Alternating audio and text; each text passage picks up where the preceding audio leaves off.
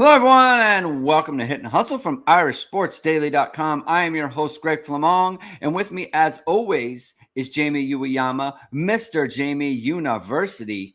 It is Thursday, July 2nd. We had a recruiting shocker in the negative way yesterday, Jamie. So sometimes Matt likes to mess with us in the group chat about, cataclysmic events with the Notre Dame football team. He sent this one over, and I was like, "Are you joking? Did you Photoshop?" Because Matt loves to mess around with the AI and stuff. But it seemed legit. Trey Tagliaferri decommitted from the Notre Dame football team, or from the 2028 class, like 6 days after he committed to Notre Dame. This kind of came out of nowhere. We'll talk about that and just kind of how that came about and where Notre Dame is going. We've got the ESPN ranked the top 10, defenders in college football. Leonard Moore ranked number 1. We're going to talk about him, that ranking, whether we agree with that ranking. And then there were some other notables within that article, and players to me that didn't make the notable list. I want to talk to you about that and see if there's anybody who you feel like could get into that conversation next year for their position nationally. And then I want to talk about Mike Denbrock. This is kind of from something that you wrote in 6 Thoughts on a Thursday. It is Thursday, so Jamie's article came out today. I want to talk to you about Mike Denbrock and how he kind of stacks up nationally within the rest of college football. It's going to be a very fun show today. Thank you, everyone, for tuning in. If you like what you heard or like what you hear, hit that like button, hit subscribe, and hit the notification bell so you know whenever it is we are going live. As always, the show is brought to you by ESQ Clothing, founded by Notre Dame alum Ge Wang. You've seen ESQ and all your favorite Notre Dame players and coaches. It came across the wire, Jamie. CJ Carr is now an official endorser of ESQ. So Matt posted that on Twitter and on the message board. So that's very cool for Ga. Talk about your favorite Notre Dame players. CJ Carr is up there. From All-Americans to All-Pros, associates to CEOs, you're in great hands with ESQ's custom clothing. Whether you're looking for the perfect fitting suit, a standout sport coat, or a perfect tuxedo for weddings and galas, ESQ's master tailors blend traditional hand stitching in each garment with Italy and England's best fabrics. Check out Ga's amazing work at esqclothing.com. Book an appointment to upgrade your wardrobe today. Mention ISD and get 10% off your entire purchase. That's esqclothing.com. Trey Tagliaferri decommits from Notre Dame. Your thoughts on that and, kind of where Notre Dame goes at the 2028 position? Hilarious. I think you said the full Greg Little. I think, yeah. For that, that's a remembering some dudes throwback from the early 2000s. Yeah, recruiting deep cut. Yeah, for people who followed it for a long time. I don't even know what you could do, but just laugh if somebody commits 6 days ago and then decommits. And obviously we know more about it now than when you first heard it, you were like, what? What is this? And then you add in the more context of it was pretty obvious that the kid didn't want to go to Notre Dame, and that it was directed in a certain way because his dad loved Notre Dame and wanted him to go there. And then maybe he felt that kind of pressure. And obviously too, he's got his agent was also a guy who's dealt with Notre Dame and done deals with Notre Dame. Bergen Catholic has sent people to Notre Dame. So maybe that's something that ended up influencing that. We heard his dad cried out of happiness of when he committed and stuff. Sure. And it probably took him 6 days after to tell him, or probably less than 6 days. It probably took him about a couple days to probably say, yeah, I made a mistake or something. Right. But, I don't even think you could say it's yeah, he's an immature kid. Cause yes, you have to be immature to do that. But then you hear all the other stuff about how him shopping that offer with what they got with the NIL and stuff too, not through his agent, by the way. Yeah. So no. So it's interesting because his dad wouldn't do it because he's a Notre Dame guy, and not through his agent because the agent left. Did he do it on his own? He did it on his own accord? Like he just went to Oklahoma? I think that he did it on his own accord and probably not shopping. I don't think he actually probably shopped the offer. He probably doesn't want to tell the story about how his dad tried tears of joy and then he, then he broke his dad's heart after by doing it. I mean, although I'm sure his dad is probably like, I'd rather you just, have some actual agency and say, hey, I don't want to go here. Yeah. But like I don't, because it clearly wasn't the agent, because the agent has dropped him, right? Yeah. So they don't have a thing there. So it's got to be some kind of intermediary, and it's definitely not the head coach, because he would not do that. That guy has integrity. Vito Campanelli would not do that. So it was not. No, I don't think as Jay Grace, was Eddie just a leverage play? No, I don't think so. I think there were all these reasons to choose Notre Dame, including the NIL offer and all that, and family pressure. And he just is probably a very immature kid and didn't have he didn't have enough confidence to say, no, I'm not, or I'm not ready. Just do that. And he shouldn't have committed in the first place. And I do feel there is a bit, the only thing that you'll say that is not his fault is the idea that a 2028 quarterback has to commit this early to save his spot. That's stupid. Yeah. And that is so dumb, but that's how it is. Right. And not that there are a ton of 2028 kids committed. They're not, right? I know that, Neiman Lawrence, who was another kid that Notre Dame was going after, committed to Texas, but he didn't have to commit anytime early. But there is, something there which is true, that Oklahoma, Notre Dame, Penn State, which were the three most prominent teams in his recruitment, that those people are saying, well, we have this other guy and he's might commit, and they put pressure on them. And I think that's one of those things too, where Notre Dame was doing something too. They probably put pressure on him and said, listen, if you don't, maybe your spot's going to get taken by someone like Kingston Prier or whoever, right? And I'm sure Oklahoma said whatever, because if he was really doing it, he should probably just say, I'm going to step back here, and then I'm just going to open it up again and whatever. But he's probably committing to Oklahoma too, because he thinks it's good. One, he wants to go there, but also he's feeling worried about that spot being taken. Yeah. Right. And that's dumb. That's so dumb. This guy hasn't even started his junior of high school, and he's got to do that. So I just think it's one of these things where it's stupid that that's the case, that it has to, but it's a way better situation that he did it now than him waiting a year from now, which is what happened with Deuce Knight, Blake Barnett, the kid who went to Michigan that I'm forgetting his name right now, but I wrote about Cade McNamara. Cade McNamara, another guy, because you didn't lose any sleep over it, because he ended up not being a good player. Same with Blake Barnett, right? Which, by the way, Deuce Knight, even though Deuce Knight could be, I think Deuce Knight still has a chance to be a pretty great college football player. He was a 5-star and all that. He's on his second school already. He might have went to Notre Dame and then been gone already. Mm-hmm. So it's how can you lose sleep over that kind of stuff when that's what happened with him? Because that could have actually happened. Yes, McNamara was committed to NDC if he hurts. Yes. Yeah. But he was committed too early. He didn't.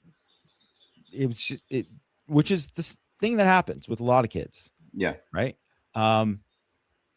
And, you should wait. And unless some kid is a legacy and it's like, man, this guy's just been dreaming of this for this whole time. There's really just no need unless the kid really, really knows like this is the thing. So like Andre Jones, his brother just committed. He's a legacy. He's always grown up rooting for Notre Dame. He got that offer that he always wanted it. They showed that they wanted him, blah, blah, blah. Yeah, that totally makes sense. And then there's going to be some other kids too, because by the end of football season this year, Notre Dame will probably have, I don't know, 6 kids, just pick a number, 6, 7, 8, whatever, kids committed from the 2028 class, because people will start to see like, hey, the process is going. I gotta save my spot. I gotta get this NIL, blah, blah, blah. So that's what starts happening. But like, I mean, it'll be one of these things too. Like, do you really want a kid when this is what happens? And he's like, if he was looking for a bigger offer, or if he was like not mature enough to kind of see all this stuff, it's like, no, like you dodged a bullet. Like it's a good thing to get out of it. And fortunately, there's a ton of time to get somebody else in the class. Yeah. I think because of the money and everything, we and they do interviews with us and other outlets and things, and these kids are so polished now. We think of them as almost like pros, and again, because of the money piece, right? They're getting offered a lot of money as young players. And so you think of them as a business transaction, right? And so therefore you kind of age them in your mind. I put in the chat yesterday, 16-year-old person. And granted, you said this is sports. Like this happens to adults too, right? Like 20 whatever year olds do this kind of thing as well. So it's not just 16-year-olds, but I think that as long you want the player to end up where he wants to go ultimately. And sometimes in getting there, they do the wrong thing. It's kind of like, like I've had nieces and nephews who are in high school now, and they go through like, breakups and relationships that they're in and stuff. And you hear things about, this is how she broke up with him, or this is how he broke up with her. And a lot of the times it's like, that's such a 16-year-old thing to do, like the way these things happen. But like people don't handle things the best way sometimes. But as long as it ends up with like, hey, I need to be out of this situation and into this one. At the end of the day, that's what matters, right? Like the last thing you want, like you said, is this kid feeling pressured to stay at Notre Dame because he made that commitment, but he really wants to go to Oklahoma, right? He just didn't handle his recruitment the best that he could have. And obviously, like, the agent isn't happy about it. I'm sure his head coach isn't ultimately happy about it. But at the end of the day, everyone will get over it, because as long as the kid gets made whole, go to the school you want to go to, and then everyone will move on. Notre Dame will move on. They'll find another quarterback for 2028. They obviously have to. And so everyone's going to be okay. He didn't really hurt anybody. It's one of those things like, hey, if I had to do it again, I would do it a different way, but it's okay. Right. And look, I think the Aaron Rodgers comparison, Jamie, is aging even better than you ever dreamed, because this is just a little bit of drama, right? Yeah. With your quarterback over in the Steel City there. But it's like CFB Hart says, like Peyton Bowen, right? Like same thing. He wanted to go to Oklahoma. The way he handled it, maybe don't handle it that way. Don't do it that way. But you got to go where you want to go, and no one's really getting damaged by this. And I think Notre Dame's going to be all right. Again, this is a 2028 quarterback, right? They have 2 freshmen on campus right now. They have Noah Grubbs. They have Teddy Gerard. They have Champ Mons for 2027. They have a lot of options. Notre Dame is going to be okay here. They have to start over. And one thing this is not certainly is Notre Dame pushing him out. They really liked him. They chose him. They wanted to go with him as their 2028 quarterback. They're just going to have to find, somewhere else to go for this.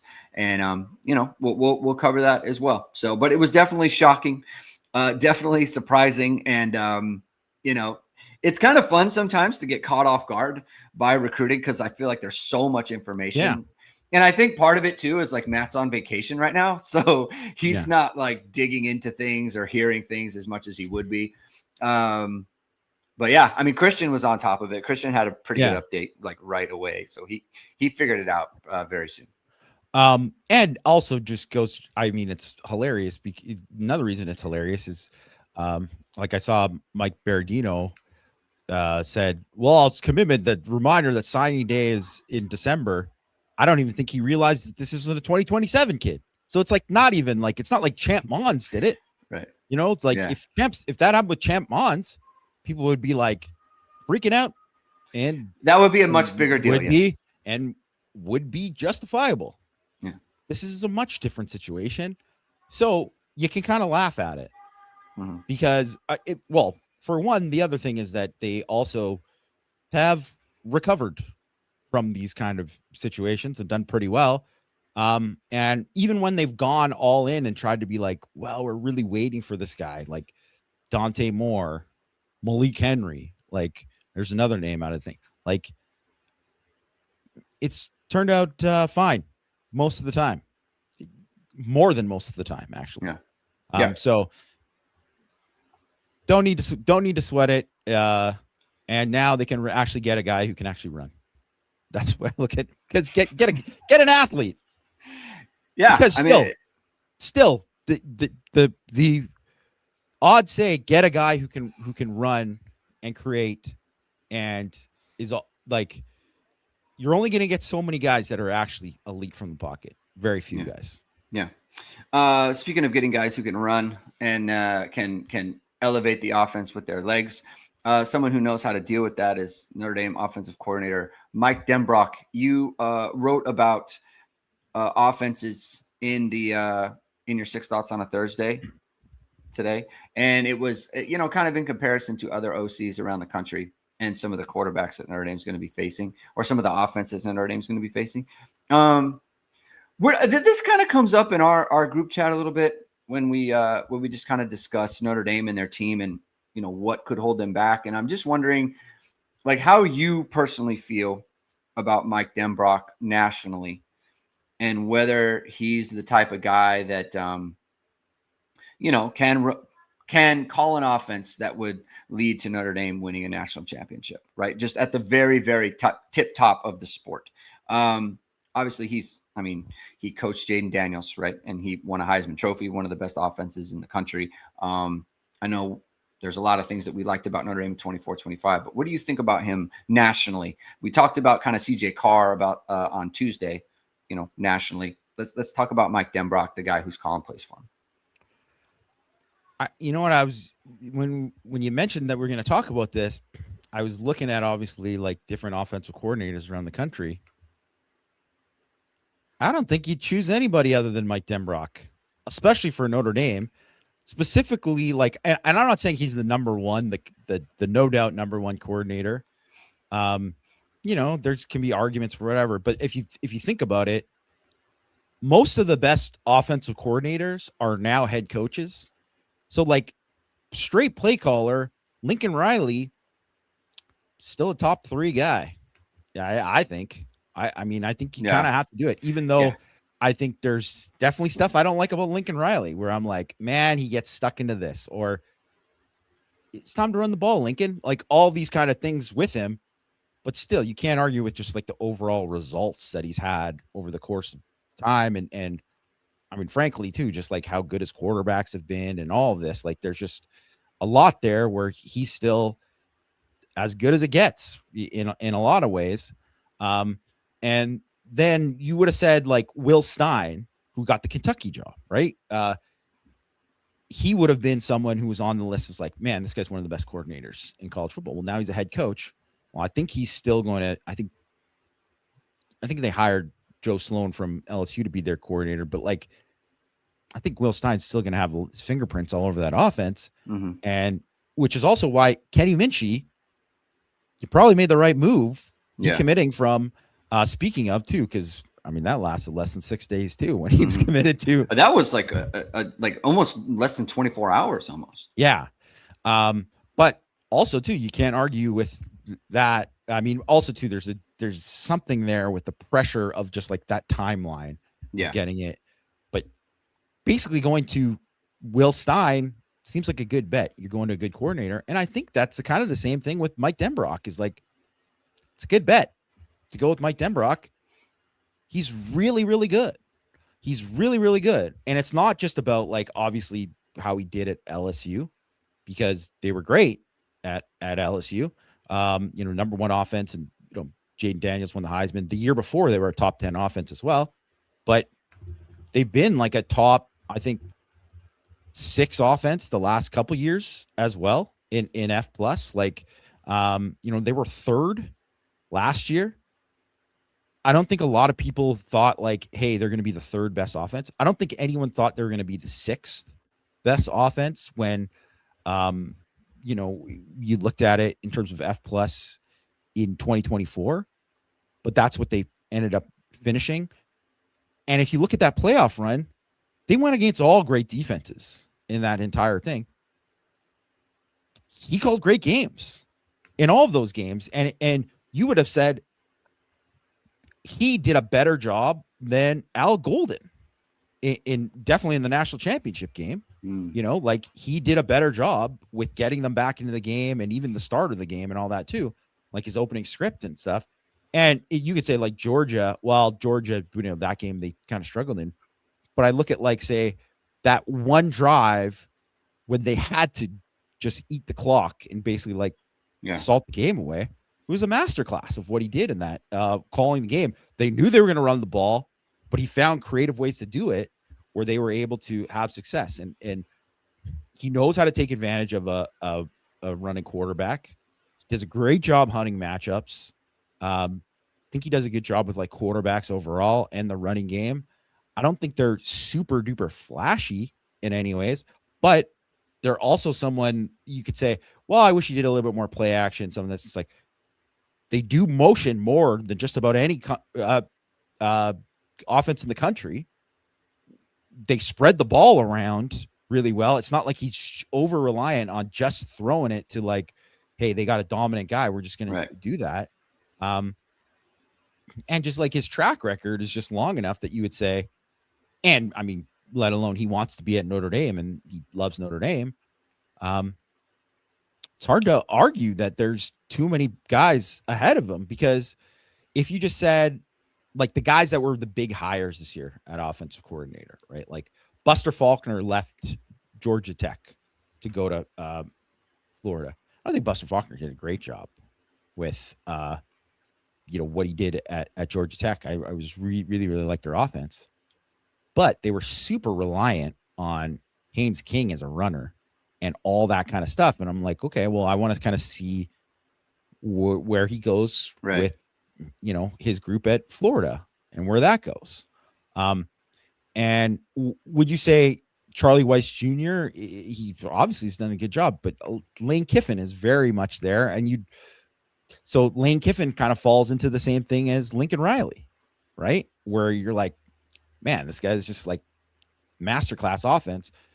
Chip Kelly is he was awesome. Did a fantastic job at Ohio State. Obviously he's got his run at Oregon, and, he was calling plays for UCLA too. I mean, if he turns Northwestern, all of a sudden they're just, lighting it up because of him. Yeah, he's one of the better guys in the country for sure, but there's also a lot of other baggage that goes with Chip Kelly as well. Mm-hmm. And I don't know, like is like Colin Klein at Texas A&M. He's had a lot of up and down. I'd say Shannon Dawson at Miami has done a great job. Like he's somebody that if you look at over the last 3 years with, say, Cam Ward and what they did there with even Carson Beck, who I think he got the most out of Carson Beck. I think this year, I think their offense is going to be phenomenal with all the pieces they have, because you trust that he's going to take advantage of it as well. And also too, how he just found Malachi Tony was their guy and their only real guy who was like, man, and they still found ways to get him the ball in multiple different ways and do a lot of creative stuff with it. So he's up there. I mean, and then there's a whole bunch of other guys that you would say right in the, in the given moment, people were like, man, Andy Kolodnicki, what a great job at Penn State, until the next year. Then everybody's complaining about him. And now he's, I think, or he's somewhere else. He's like, I might be back at Kansas again or whatever. Yeah. But so there's guys like that. And remember when Notre Dame really went all out to try to hire Andy Ludwig, and now he's retired because it didn't work out. And now that the next Utah guy who went with Whittingham to Michigan, that guy's seen as like a genius or whatever. It's like, I don't know. So there isn't somebody there that like it is in the NFL.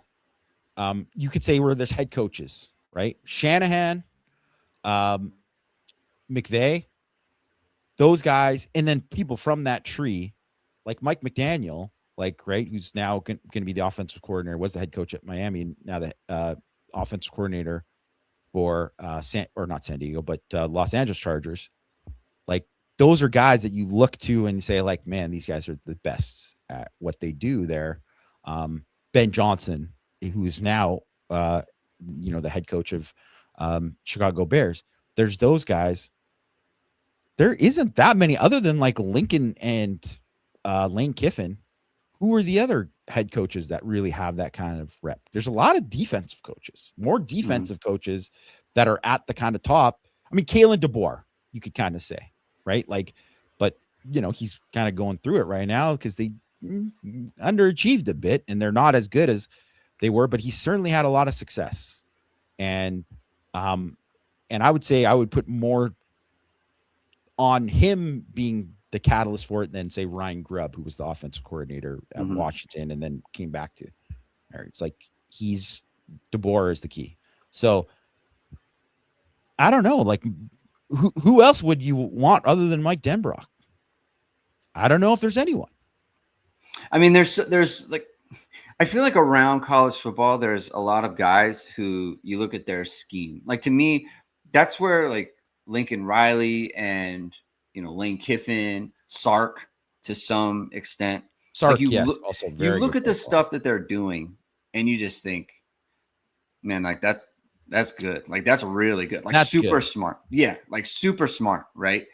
I think, and Mike Denbrock has some of that stuff, but to me, you don't see him highlighted as like this big innovator, like not even in the way that like Tommy Rees does with like his motion and some of the stuff that he did with switching alignments and all that.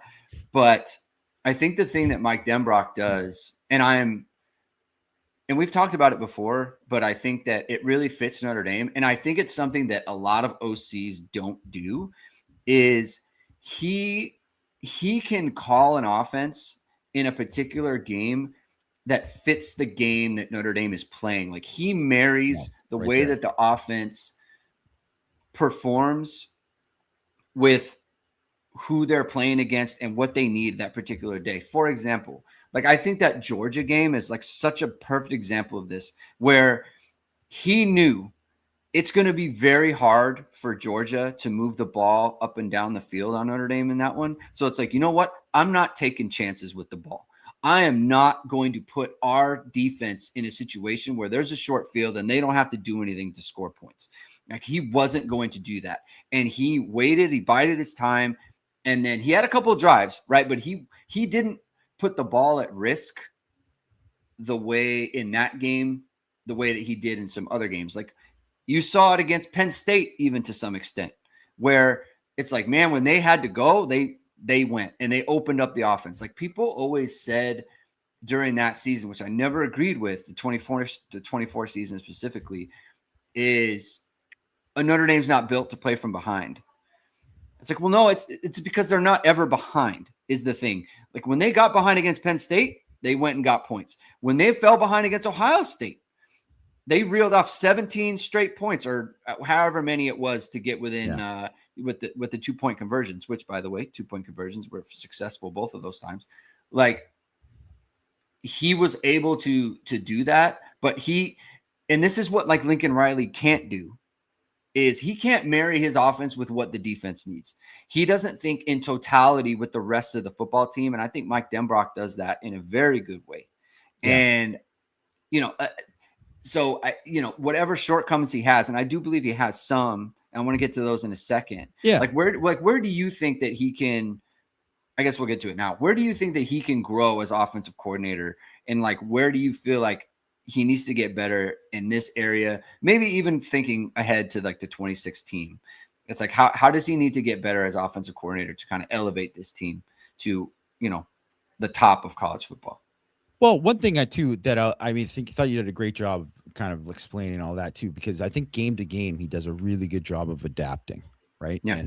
And also making adjustments within the game too. He doesn't get credit for that, but they do make a lot of adjustments. Then all of a sudden that Penn State game was a perfect example because, they weren't running on the ball with him there. Then they came out and they did certain things to win. And he does a great job coaching to the strengths of his players. I think he really does a good job of highlighting that.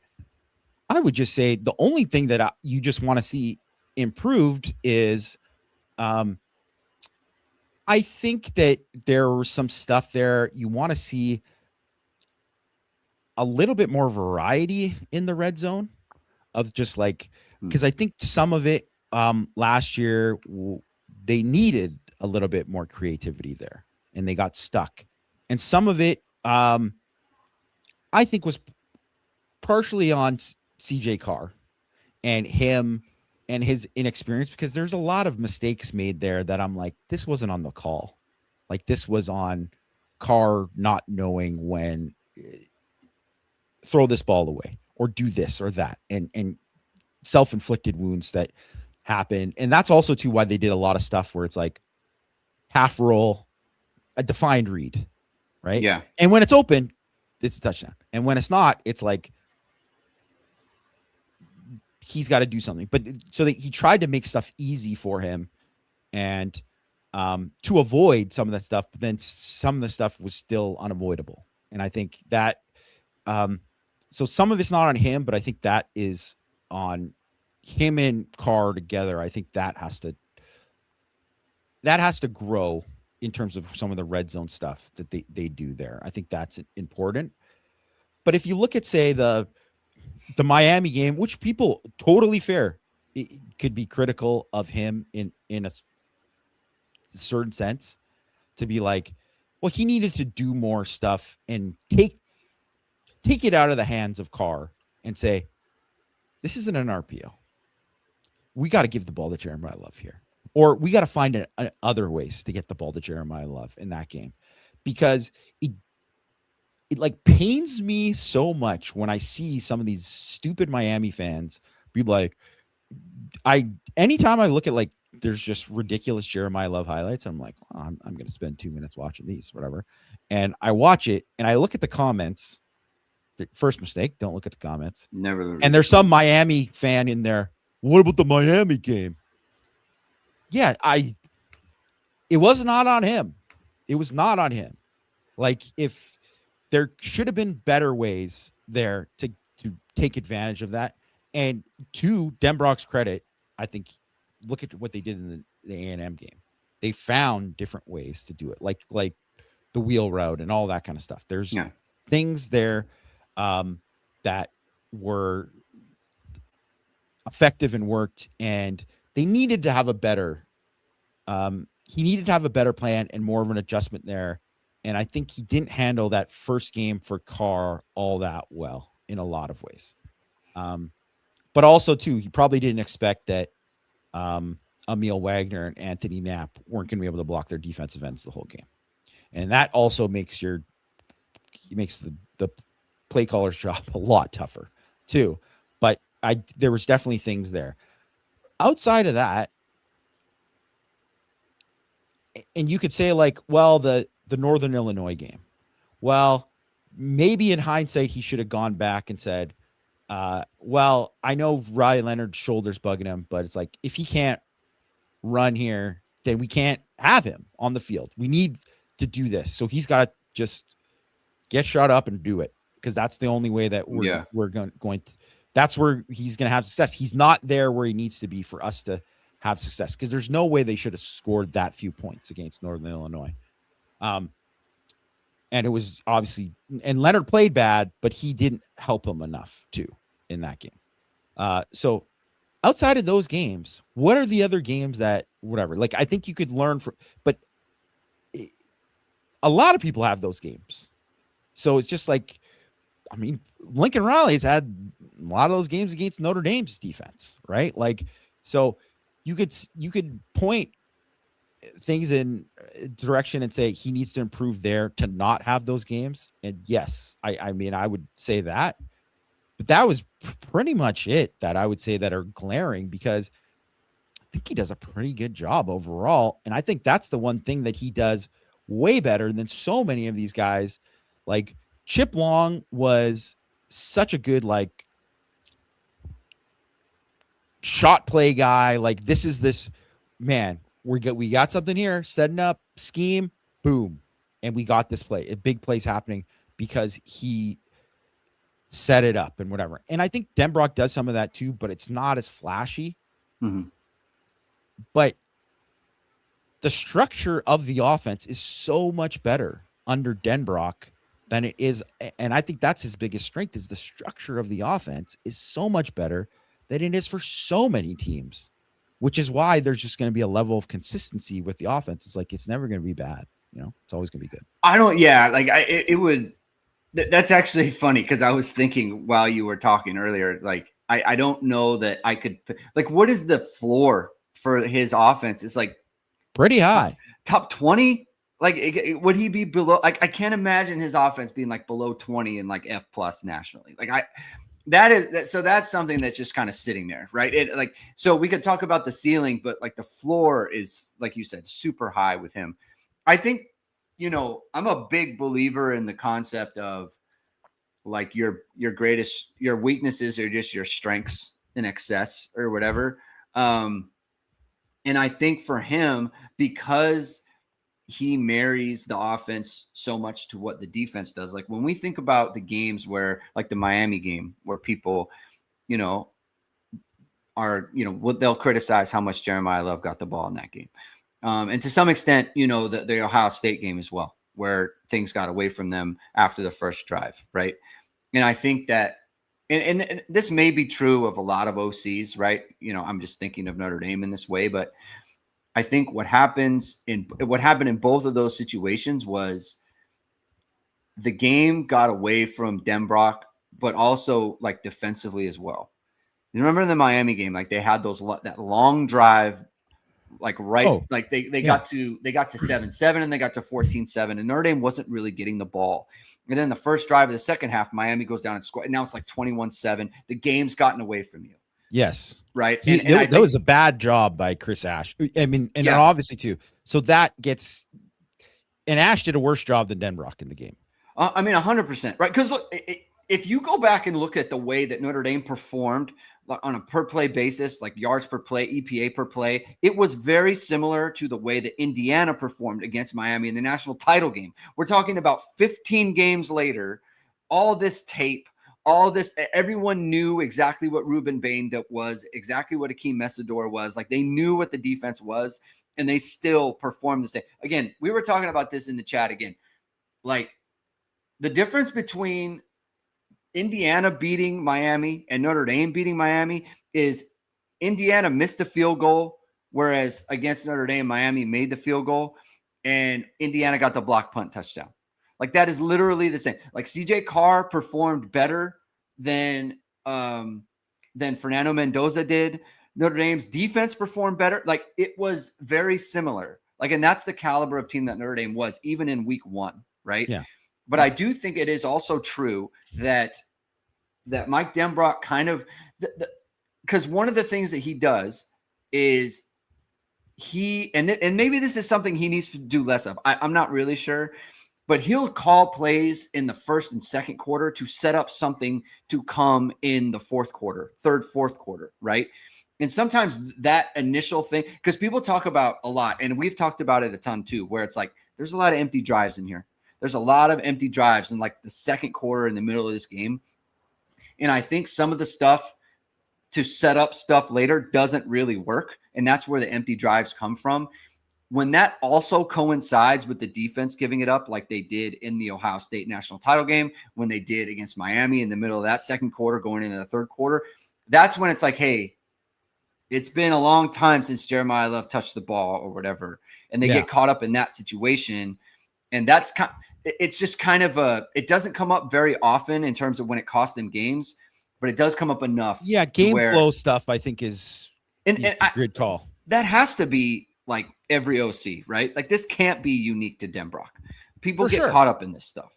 For sure. And it is one of these things too. Like, I think basketball is such a different game than, I don't know if did you see any of that stuff where Tom Brady was on the overlap or whatever, and he was he was on the overlap with, or whatever the podcast is with Roy Keane and Righty and those guys, but and Gary Neville, but he was on there and it was actually really good. And he was talking about, they were asking him about his career in football, and they were talking about similarities and differences and things that he didn't understand, but that he loved about European football and all that. And he's talking about how football, the way to see it for soccer fans is like it's set plays. Yeah. And that's where the coach can really succeed. If you have all these, Arsenal won the Premier League this year because, according to them, I'm not a huge. No, it's 100%. They were set piece monsters in terms of corners and, free kicks into the box and stuff. Yeah. So, and honestly too, it is one of those things. Like obviously I'm one of these people who watch more of these tournaments. I'm like, why do teams not do a better job with set pieces? Because that is such a differentiator in these games that are so close all the time. And it's insane to have like one team's got 9 corners, the other team's got 3. And it's like, you should be winning the game. Like it should not be 0-0. Like you should be winning the game because of that. And it's like having all these kind of situations. If you're like, well, you have 3rd and goal all these times, and it's like, how come you haven't gotten in the end zone when you have it this many times, right? So set pieces are what Greg said, like free kicks, corners, corner kicks, all that kind of stuff. Basically, it's not open play. It comes from a dead ball. It would be like an inbounds play in basketball. And so the reason though, but I was going to bring up a basketball thing with this, is that there is something in basketball where you see like, and I'm watching a lot of obviously Toronto Tempo. Shout out Marina Mabry, Eastern Conference Player of the Week again, just balling out right now. Just incredible. Notre Dame alum, just dominating right now. It's so great to see her have success. And she's someone who is, because of injury, she's getting like crazy usage right now. And actually so much usage that she hurt her neck. But but you can see when everybody's healthy and stuff, there are times in the game where I'm like, they need to do more to get her the ball and have things. And now that more people are hurt, she had to carry a greater load. And that is something that was good because they're finding ways to get her the ball and running more plays for her, and not even just running plays, but just making sure she gets the ball without it being stagnant. And it's just like, she's going to ISO ball all the time. They're going to do stuff there. And that's something I think in basketball, you can see all the time where you're like, man, Karl Anthony Towns, guy just had a dominant second quarter, third quarter. You guys don't even see him. He's not even whatever. And a lot of that is from the point guard and how they handle things and flow of the game. But the offensive coordinator is the one who has control over that in football. And I think it's a good thing that Notre Dame was in that Parker Fleming graphic that, I included in 6 Thoughts today. If people want to check that out. But you can go to his Twitter and check it out too, where he talked about the most productive offenses that had the most production for multiple people. And Notre Dame was like, where you want to be in that top right corner there, right? Like they had so many different guys carry the load for them on offense, and that's a good thing. But at the same time, you don't want a situation where you aren't getting enough, the top guys aren't getting enough targets and all that kind of stuff. And I think it's harder with a running back because most offensive coordinators see it through the passing game in those eyes and view it that way. So it's a lot easier to get Malik Neighbors, who played for Denbrock at LSU, 100 and whatever targets in a year, because it's like, yeah, those are like set pieces and stuff. And you can have plays that are, set pieces for running backs and have specific plays that you want to get them the ball. But like sometimes situationally, there's a lot of times that it doesn't call for the running back to get the ball now. Yeah. Well, you have to find other ways to get a guy like that the ball. And just like Aeneas Williams this year, that is going to be really fun because I want to see what they can do with him outside of that, or Nolan James or whoever, right? Like, because those guys can actually catch the ball and do some really fun things. And I think about one of the, if you listed like, say, the best calls that Denbrock had in 2024, just during the playoff run, not the whole season, but just during that playoff run, the third quarter, we're going to throw a fade to Aeneas Williams, line him up. He's ISO'd on the linebacker, Kalen King. Like, he's going to be on that. Well, is it Kalen King? I think so. But he's ISO'd on that linebacker. It's man coverage. We're throwing him a fade. As good as he gets in terms of what, because you have to specifically do that thinking, I'm going to get this coverage and this linebacker's there and we're taking this shot. And you know that the player's going to do it. And it's not fancy. It's not crazy or anything. It's not like crazy amount of scheme, but there's a lot of preparation that goes into that to get that, that look. And I just want to see what they do if there's more of that stuff, because I think they could have done more of that with Jeremiah Love, specifically in the passing game. And you think about that one play against Arkansas, that if it was a better throw by CJ Carr, it's a touchdown. Right? Yeah.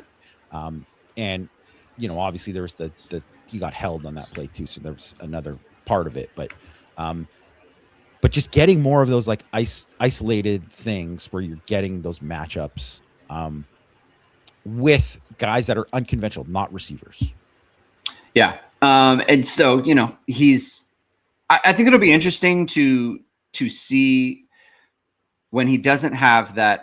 All right, we're going to get some touches for our running backs. Like, we have to, right? Like, I don't, is there going to be a year this year where we get to the third quarter and it's like Aeneas Williams hasn't touched the ball enough, or Nolan James, whoever, maybe, right? But I don't know that and I don't want to use the word pressure because it's like a privilege to just turn and hand the ball to Jeremiah Love and Jadarian Price. But you kind of understand, like, sometimes there's a balance between, I think we can throw here, but also I got to get these guys touches.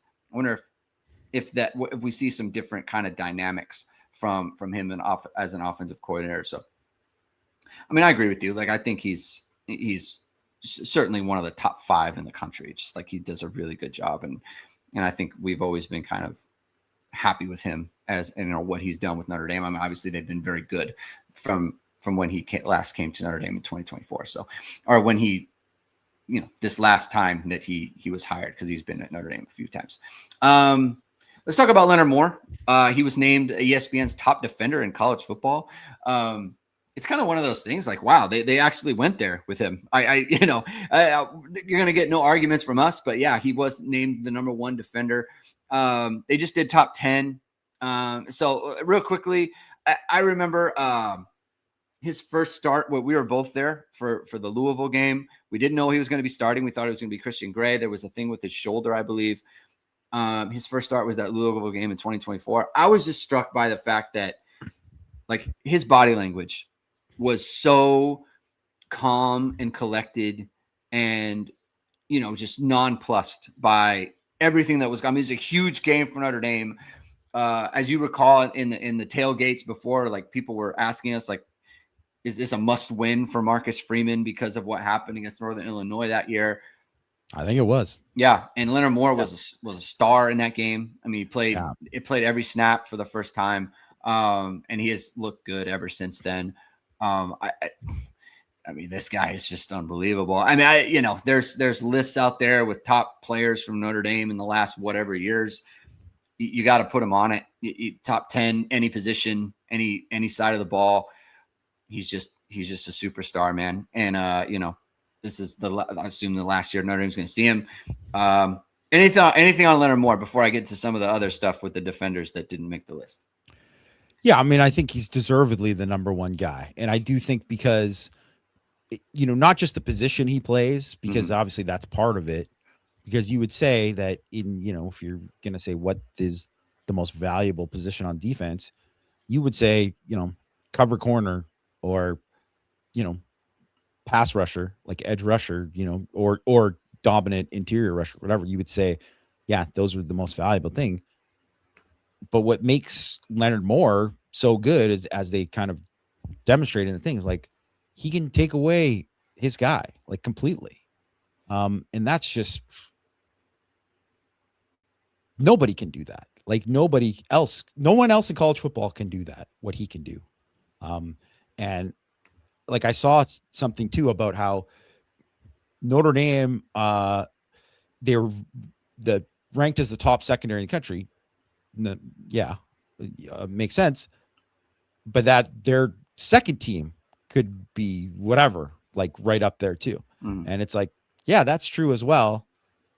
But also don't forget that Leonard Moore is just like in a different stratosphere. He just really is. Like, to be able to do that, what he did against Makai Lemon, like, I don't even think Notre Dame fans appreciate it. I just did not hear enough people talking about it nationally. It just needed to be a topic of discussion more. Like any time that Makai Lemon's name came up, that should have been a discussion. Like, that's how good, because Biletnikoff winner, dominant player.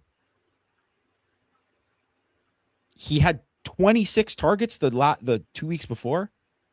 He had 5 in that game, and I think only maybe 3 or something when it was when Moore was on him, right? Yeah. Like it was, and he did nothing against him. Nothing to change it. And obviously he's a great player, first round pick. And I don't know that, you can't say that, well, if they would have put Leonard Moore on Jeremiah Smith in 2024 in that situation on 3rd and 11, if Notre Dame wins the game now. Well, no, because Jeremiah Smith is pretty darn awesome too. And he just might have beat him on that play because he's that good. But if you could go back in time, you'd be a moron not to put him just and say, hey, we're playing cover 1. We're bringing the house. Lenny, get over there on Smith and we'll take our chances, because that's the one guy we don't want this guy to beat us. If we're going to do this, we're bringing pressure and we're going to play man. You need to be on him. And if they throw it to Carnell Tate and he beats us, they throw it to Egbuka and he beats us. Hey, it happened, whatever. Those guys are great players too, but we're not letting this guy who's this generational talent. If he beats us, he's going to beat our best guy. Yeah. And I think too, this year, when I think about beginning of the year, and there's a lot of things that went into it with Malachi Tony, because that was his first college football game. Like there was a lot of hype about him, but it wasn't like, no one would have said you're going to be this guy who's the first in his first game ever. Well, we got to make sure that Leonard Moore is going to travel with him the whole game. Like, no, so there's no hindsight in saying they should have done that, whatever, right? Because it's like, you couldn't have guessed it at the time, but they weren't really matched up on each other. He got one target when he's matched on and he didn't have a catch. The rest of the thing, he was awesome, right? Well, this year, I don't know if he's going to travel with him every play, but they'd be stupid not to put him on Tony in certain situations. Like, you would just have to. And because he's proven that he can do that. And if Tony beats him, because Tony's that good, then he beats him. Yeah. But that Moore, how many other players in the country can you say that? How many other players in the history of Notre Dame football can you say that? I don't know. It's got to be a short list that you could do something like that. Has there ever been a Notre Dame defender like in the preseason where people said, okay, like this is the best defender in college football? Like no one would have said that about Manti, like before 2012, maybe afterwards, but like because like X Watts, right? Like he won the Nagurski, like he defensive player of the year, but like not in the preseason. You know, like you're talking about his and if people like X had the best season, you know, but like he wasn't still the best defender in the sport. You know what I mean? Like there were still better players than him. It's just like he was the best. He had the best year. Like not even Kyle got to that point, you know? And like he probably could have, like he got like hurt too often. If Kyle had come back for his senior year, like he would have been probably the best defender in college football that year. But he didn't, you know, the injuries and stuff. But I just think, you know, at the premier position like that, it's just like, you know, it's just he's a special player. I mean, he has been since he arrived. And so, you know, great to have him on, and great for Chris Ash and all those defensive coaches to be able to plan around having Leonard Moore out there. No other player made the top 10, which is not surprising. It was interesting in the honorable mentions. They went by position. It was interesting to me. Boubacar didn't make it as an edge, but like Igbaragba made it, which I was like, what? Like there's a lot of Texas Tech on there. Give me a break. I saw it. That is comical. And I'm not saying those guys aren't good players. For sure. But like, they were like transfer guys who haven't done it. Like, I'm sorry. There's no one. Igbaragba could be great this year. He might be the best defense tackle in the Big 12. He might end up being a high pick. There is nothing from last year to say like this guy needs to be mentioned as a top 10 player going into the season. No friggin' way. Yeah. Him and his 1.5 tackles for loss or whatever the heck he had. Like, I'm sorry. He wasn't a starter. Like it's insane. That is insane.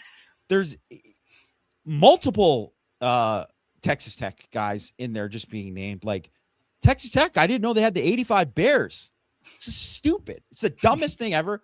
It's like, who are you talking to? You're just getting that off of like Big 12 people or something, or maybe it's these, you're talking to, because they mentioned how they talk to directors of player personnel, whatever. Yeah. Well, these guys had to study a lot of guys that were in the portal. So they're whatever, but like, have you watched all these guys? Cause I don't think you have, because there's just no way that you would say, you know, Adam Trick, Texas Tech.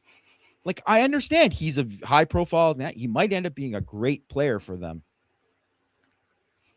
You don't name a guy who transferring from the MAC. I don't care how good he was in the MAC or whatever, like as a top 10 player in college football.